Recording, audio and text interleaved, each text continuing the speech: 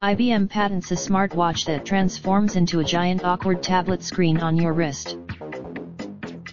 Instead of maximizing pixel density to fit more info on a smartwatch's tiny screen, IBM has patented a radically different approach that promises to change how we think about wrist wearables completely.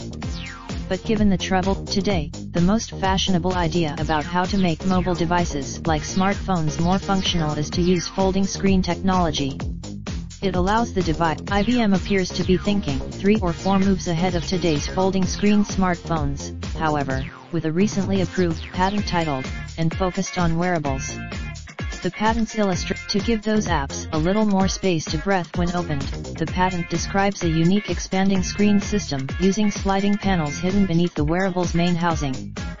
The panels can be. The patent goes into some details about how apps and widgets would work across the assembled screens, but it completely glosses over how these tiny screens would connect and disconnect, how they'd each be powered, and how they'd all communicate with each other. It's a neat idea. Raindrops.